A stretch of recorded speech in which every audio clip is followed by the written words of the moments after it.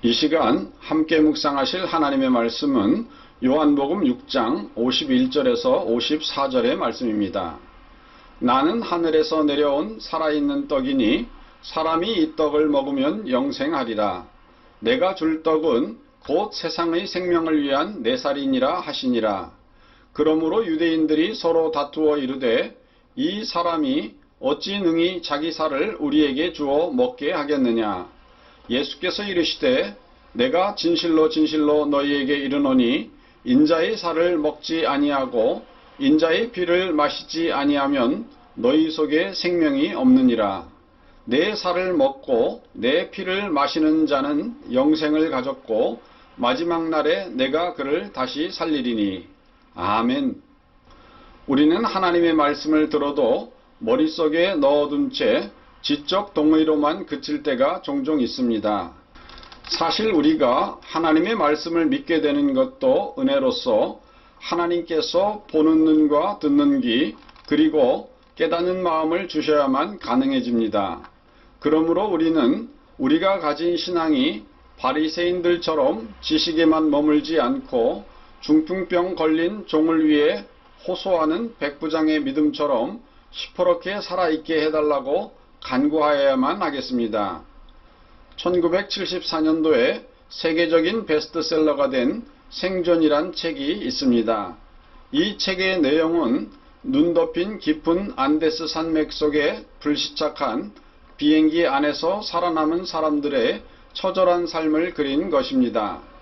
1972년 10월 13일 전세 비행기 페어차일드가 우루과이를 떠나 칠레로 가던 중 악천후로 인해 안데스 산맥에 불시착을 했습니다.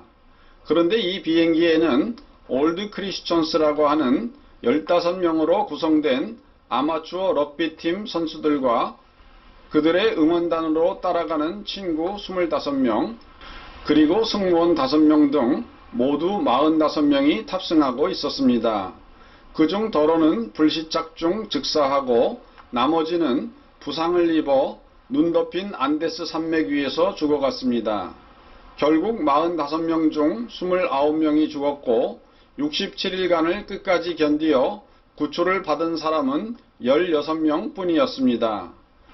그런데 비행기에는 비상식량이 전혀 없었고 추위와 굶주림 속에서도 남은 이들이 그나마 2달 이상 생명을 유지시킬 수 있었던 것은 죽은 사람들의 살을 뜯어먹으면서 연명했기 때문입니다.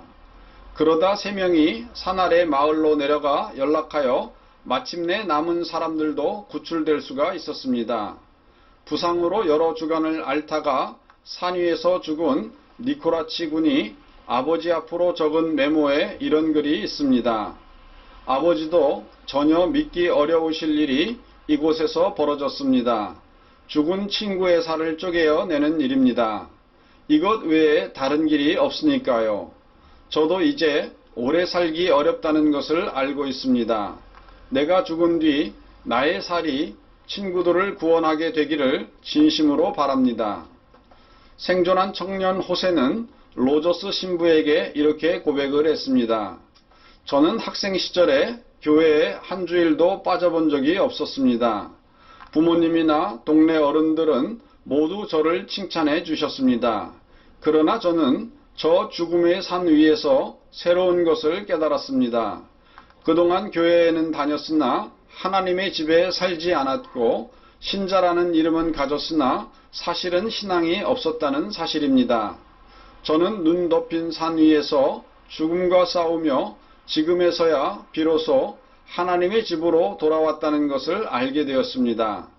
그동안 교회에서 수없이 성만찬 예식에 참석했으나 기계적으로 빵과 포도주를 든 것이며 그 뜻이 내 가슴에 전해오지는 않았습니다. 그러나 산 위에서 죽은 친구의 살조각을 뜯어내어 내 손에 들었을 때 그것은 이미 예수 그리스도의 몸인 것을 알았으며 정말 사랑이 무엇이며 십자가가 무엇임을 깨닫게 되었습니다. 그렇습니다.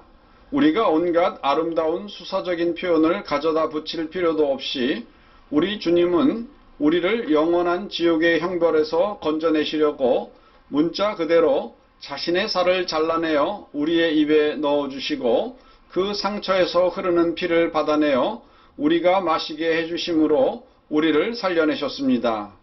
주님의 이 사랑이 날마다 매 순간마다 깨달아지게 하옵시기를 예수님의 이름으로 기도합니다. 다 같이 기도하시겠습니다. 거룩하신 하나님 아버지, 저희들은 신앙생활을 하면서 때때로 머릿속으로만 지식을 쌓아놓고 우리의 마음에 믿음으로 간직하지 못할 때가 종종 있습니다. 하나님 아버지, 저희의 눈과 귀를 열어주시고 깨닫는 마음을 열어주시고 또 성령께서 우리를 감동시켜 주시사 하나님의 말씀이 살아있는 말씀으로 우리 마음속에서 역사하고 또한 우리의 믿음도 이렇게 살아있는 믿음이 되게 하여 주시옵소서.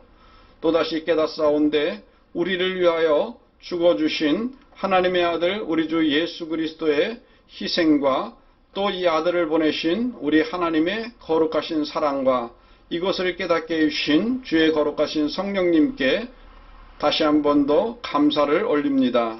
예수님의 이름으로 기도드리옵나이다. 아멘.